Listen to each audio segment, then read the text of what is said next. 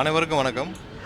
இன்று காலை திமுக தலைவர் திரு ஸ்டாலின் அவர்கள் ஒரு அறிக்கை வெளியிட்டிருக்கார். அதாவது 3,70,000 கம்ப்ளைண்ட் வந்திருக்கு. அந்த கம்ப்ளைண்ட் நிறைய பேருக்கு பில்லு அதிகமாக வந்திருக்கு. 3,70,000 கம்ப்ளைண்ட் வந்திருக்கு. அதன் அடிப்படையில் நடவடிக்கை எடுத்துருக்கணும். ஒரு தவறான வாட்ஸ்அப்பில் ஏதோ தகவலை நம்பி அவர் சொல்லியிருக்கிறாரு. ஸோ இது நிறைய பேர் ஒரு சில சமூக வலைதளங்களில் பில்லு ஹைக்கு நிறைய பேருக்கு அதிகமாக வந்திருக்குன்னு நிறைய இடத்துல வந்தது. அதன் அடிப்படையில் ரொட்டீன் செக்கப் தான் இப்போ நடந்துகிட்ருக்கு. இந்த வருஷமும் கடந்த வருஷம் இதே டைமில் எவ்வளோ தூரம் 2 மடங்கு 3 மடங்காக பில்கள் எவ்வளோ பேருக்கு வந்திருக்கு. ஏன்னா சம்மர் சீசனில் எல்லோரும் ஏசி யூஸ் பண்ணுவாங்க, அந்த மாதிரி இருக்கும். 2 மடங்கு 3 மடங்கு எவ்வளோ பில்லு வந்திருக்குன்னு சொல்லி ஒரு அசஸ்மெண்ட் பண்ணதில் கடந்த வருஷம் 11,50,000 பேருக்கு 3 மடங்குக்கு மேலே பில்லு வந்திருக்கு கடந்த வருடம். இந்த வருடம் 9,60,000 பேர்கிட்ட தான் அந்த மாதிரியான ஹைப் வந்திருக்கு. ஸோ ஒரு ரேஷியோ பார்க்குற போன வருஷத்தை விட இந்த வருஷம் கம்மியாக தான், 2 லட்சம் பேருக்கு கம்மியாக தான் 2-3 மடங்கு மேலே வந்திருக்கு. அதுலேயும் ஒரு சில பேருக்கு ரொட்டீன் செக்கப், ஏன்னா அது அசஸ்மெண்ட் சரியாக இருக்கா என்னன்னு சொல்லுங்க, ரொட்டீன் செக்கப் தான் பண்ணிகிட்ருக்கு. இவ்வளோ கம்ப்ளைண்ட்லாம் எங்கேயும் வரல, ரொட்டீன் செக்கப் வந்துட்டுருக்கு. யாரெல்லாம் அதை ரைஸ் பண்ணியிருக்காங்களோ அதெல்லாம் பண்ணிகிட்ருக்கோம். அசஸ்மெண்ட்டு எல்லாம் ஏடி லெவலில் ஏஇ லெவலில் ஒரு ரொட்டீன் செக்கப் தான் பண்ணிகிட்ருக்கு. மக்களை குழப்புற விதமாக அந்த அறிக்கையை இன்றைக்கி காலையில் விட்டுருக்காரு. அதாவது அது வரைக்கும் யாரும் பணம் கட்டுறதுக்குலேருந்து விலக்கு வேணும் அப்படிலாம் கேட்டிருக்காரு. அந்த மாதிரி எந்த கம்ப்ளைண்ட் 3,70,000 கம்ப்ளைண்ட்லாம் வரல. இது இங்கே இருக்கிற இபிலேருந்து செய்யப்படுற ரொட்டீன் ஒரு செக்கப் தான். அந்த செக்கப்பில் நேற்று அவங்க செக்கப் பண்ணிகிட்ருக்காங்க, ஃபுல்லாக செக்கப் பண்ணிகிட்ருக்காங்க. எவ்வளோ தூரம் என்ன இருக்குது அப்படின்னு ரொட்டீனாக தான் நடந்துகிட்ருக்கு. எங்கெங்கெல்லாம் இது இருக்கோ அதெல்லாம் வேலிடேட் பண்ணுறது ரொட்டீன் செக்கப் தான். ஸோ மக்களை தேவையில்லாமல் திரு ஸ்டாலின் அவர் யாரோ வாட்ஸ்அப்பில் கொடுக்குறத வச்சு தேவையில்லாமல் குழப்ப வேணான்றது தான் சொல்லி.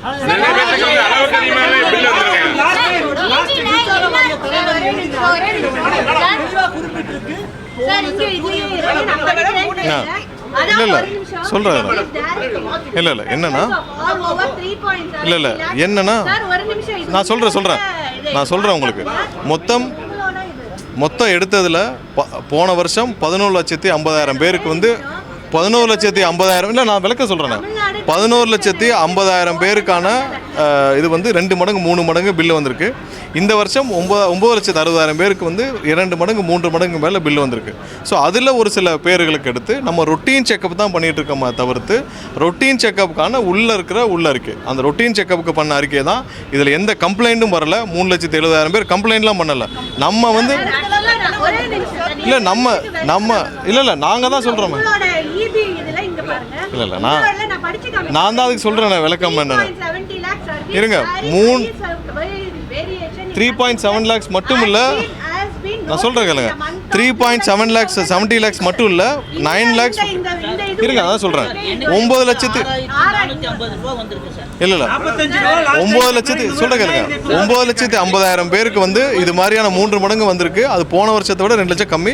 அதில் 3,70,000 பேருக்கு நம்ம இப்போ ரொட்டீன் செக்கப் நம்ம பண்ணிட்டு இருக்கோம். ரொட்டீன் செக்கப் பண்ணிட்டு இல்லை ரொட்டீன் செக்கப் பண்ணிட்டு இருக்கோம். இப்போ இன்னொரு ஒரு வாரத்தில் இந்த ஹைப்பில் எல்லாத்துக்குமே ஒரு ரொட்டீன் செக்கப்பில் எல்லாருக்கும் திரும்ப அசஸ்மெண்ட் பண்ணி நம்ம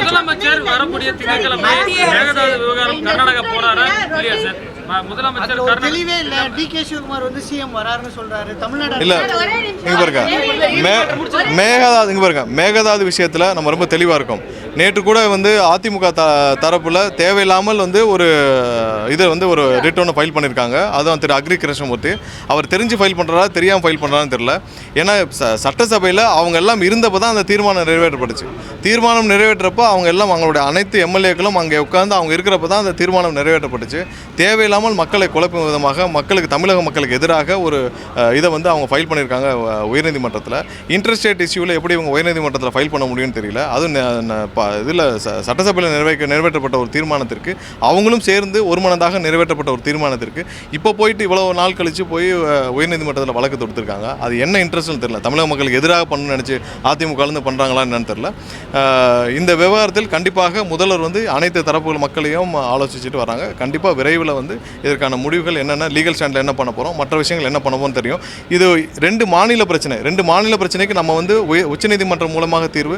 ஏற்கனவே நமக்கு ட்ரிபுனல் நமக்கு இருந்தது. அது பழைய தீர்ப்போடு அது வந்து ட்ரிபுனல் கான்ஸ்டியூஷன் இல்லை, திரும்ப ட்ரிபுனல் இருந்தால் ஒரு தீர்வு கிடைக்கும்.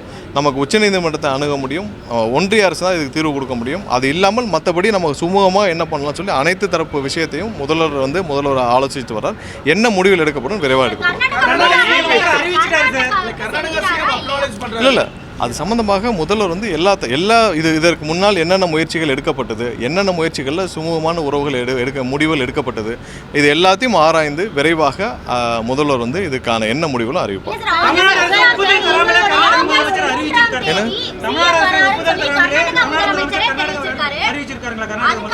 இல்லை ஆய்வுகள் எல்லா தரப்புலையும் நடக்கப்படுது.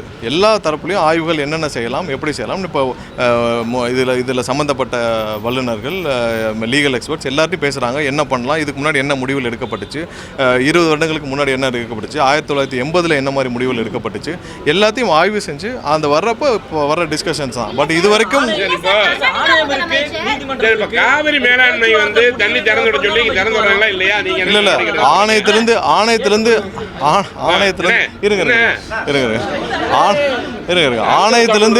ஆணையத்திலிருந்து கொடுக்கப்படும் விஷயங்கள். இப்போ 3000 ஆணையத்திலிருந்து இவ்வளோ கண்ணாடிகள் நீங்கள் திறக்கணும்னு சொன்னாலே கர்நாடகா ஒத்துக்கொள்ள மாட்டேன்றாங்க. ஸோ அப்போ நம்ம அதுக்கு தகுந்த அடுத்த விஷயத்தை நம்ம பார்க்கணும். நம்ம திரும்ப வந்து உச்சநீதிமன்றத்தை நாட வேண்டும். ஒரு வகையில் லீகலில் நமக்கு வந்து உச்சநீதிமன்றம் மூலமாக நமக்கு வந்து தேவையான நீரை பெற வேண்டும். அடுத்து இதை சரியாக முறையாக செய்து கொடுக்க ஒன்றிய அரசு செய்ய வேண்டும். அவங்களுடைய ஒன்றிய அரசுடைய அமைச்சரை வந்து தவறாக தமிழக மக்களுக்கு எதிராக பேசிட்டு வர்றார். அவருக்கே வந்து கடைசியாக இறுதி தீர்ப்பு உச்சநீதிமன்றத்தில் இறுதி தீர்ப்பில் கீழ்மலை மாநிலங்களுக்கு நீங்கள் அவங்கள கேட்காமல் ஒரு சின்ன ஒரு 0.01 TMC கூட வெளியில் போகக்கூடாது. ஸோ அதுவே புரியாமல் வந்து பாஜகவுடைய அமைச்சரே பேசிட்டு வராரு. அவரே தமிழக மக்களுக்கு எதிராக பேசிட்டு வராரு. அதை கூட கண்டிக்கிறதுக்கு இங்கே யாருக்குமே உரிமை இல்லை. யாருமே வந்து இங்கே இருக்க எதிர்க்கட்சியில் யாரும் வந்து அதை கூட கண்டிக்க மாட்டேங்கிறாங்க. இங்கே இருக்க பாரதிய ஜனதா கட்சியும் கண்டிக்க மாட்டேங்குது, வேற யாரும் கண்டிக்க மாட்டேங்கிறாங்க. கண்டிப்பாக இது வந்து லீகலாக நம்ம வந்து உச்சநீதிமன்றத்தில் தேவையான அளவுக்கு நம்ம என்ன பண்ணணுமோ நம்ம செய்வோம். சீக்கிரம் முதல்வர் அலுவலகத்தில் காவிரி மேலாண்மை வந்து தண்ணியை சொல்லியிருக்காங்க. அவங்க வந்து கர்நாடக அரசு திறக்கிற மாதிரி தெரியல. நீங்க என்ன சட்ட நடவடிக்கை எடுக்க போறீங்க, அது குறித்து இன்னும் ஒரு சில நாட்கள்ல அதுக்கான அறிவிப்பு வரும். இல்ல ஒவ்வொரு முறையுமே அவங்க அதான் பண்றாங்க. இதுக்கு என்ன தெளிவான என்ன பிரச்சனை? இப்ப இல்ல எப்பயுமே இங்க பாருங்க, கர்நாடக ஒரு அரசியலே வந்து காவேரி விஷயத்தை வச்சுதான் அவங்களுடைய அரசியலை பண்ணிட்டு இருக்காங்க. இப்போ இல்லை எப்பயுமே அப்படிதான். 30-40 வருஷமா 100 வருஷமா அவங்க கர்நாடகோட அரசியலே நம்மளுக்கு வந்து தண்ணீர் கொடுக்க மாட்டோம்ன்ற ஸ்டாண்டில் தான் அவங்களுடைய மொத்த அரசியலும் அடங்கியிருக்கு. இது அரசியலாக பார்க்காமல் தமிழக விவசாயிகளும் பார்க்க வேண்டியதான் நம்மளுடைய எண்ணம். அதில் லீகலில் நம்ம சுப்ரீம் கோர்ட் மூலமாக நம்ம தீர்ப்பு வாங்க, இது நம்ம சரியான முறையில் நம்ம முறையிட்டு தேவையான தீர்ப்புகளை பண்ணுவோம்.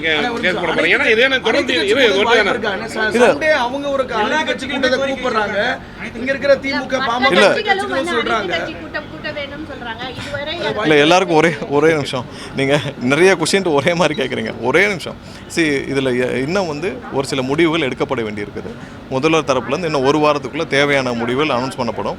இதில் என்னென்ன ஆப்ஷன் இருக்குன்னு நீங்கள் எல்லாம் புரிஞ்சுக்கணும். ஒன்று நம்ம சுப்ரீம் கோர்ட் மூலியமாக, அடுத்து நம்ம வந்து ட்ரிபுனலில் நம்ம கொண்டு வரது மூலியமாக அடுத்த ஆப்ஷன், இன்னொன்று இன்டர்ஸ்டேட்டில் நம்ம எப்படி பேசி வாங்குறோம்.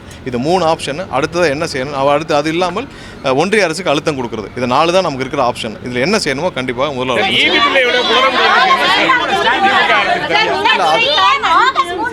இல்லை அது மாதிரியான எந்த முடிவும் இது வரைக்கும் அது மாதிரி எந்த முடிவும் இது வரைக்கும்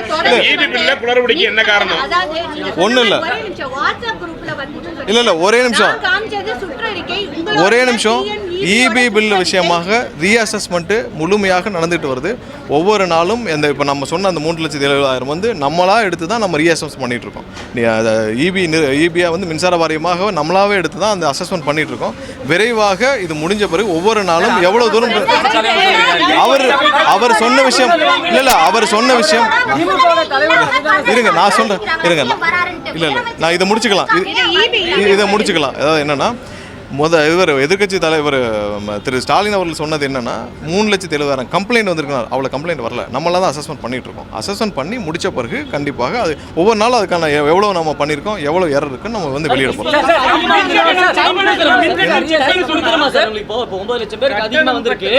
இல்ல இல்ல டைம் எக்ஸ்டெண்ட் இல்ல இல்ல பண்ணலாம். இல்ல இல்ல அது டெய்லி 1500 ரூபாய் காசு கட்டணும்னு சொல்றாங்க சார். இல்ல இல்ல அதெல்லாம் கிடையாது. எல்லா இடத்துலயும் இல்ல இல்ல நீங்க யாரோ அதெல்லாம் நீங்க கம்ப்ளைண்ட் கொடுங்க, அதெல்லாம் கண்டிப்பா எடுத்துக்கணும். டைம் வந்து எக்ஸ்டெண்ட் பண்ணலாம். அந்த மாதிரி எந்த எக்ஸ்டென்ஷன் கிடையாது. அந்த மாதிரி அதை தான் குழப்பற விஷயமாக தான் திரு ஸ்டாலின் அவர்கள் கொடுத்துருக்காரு. அது இந்த மாதிரி எந்த எக்ஸ்டென்ஷன் இல்ல எங்க சக செய்தியாளர்களுக்கு கட்டணம் அதிகமா வந்திருக்கு. 2000 ரூபாய் கட்டின இடத்துல 4000. இருங்க ஒரே செகண்ட் இருங்க சீக்கிரங்க.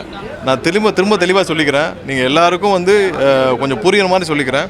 போன வருஷம் இதே மாதிரியான 3 மடங்கு மேலே இருக்க கட்டணம் வந்து இதே மாதிரி சம்மரில் 11,50,000 பேருக்கு மேலே வந்திருக்கு.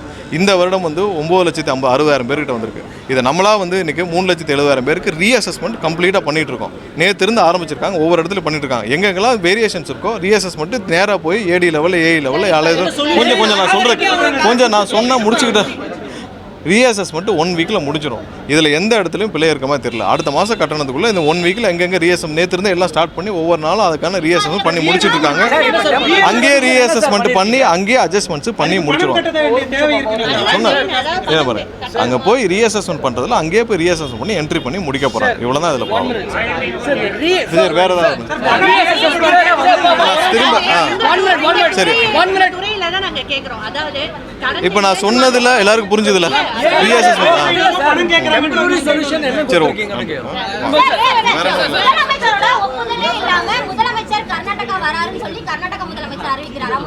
இல்ல முதலமைச்சருடைய டிராவல் சம்பந்தமா ஏதாவது ஒரு திட்டமிட்ட ஏதாவது டிராவல் இருந்துச்சுன்னா கண்டிப்பா முதல்வரத்துல இருந்து அது சம்பந்தமாக கண்டிப்பா அறிவிப்பாங்க. இதுவரை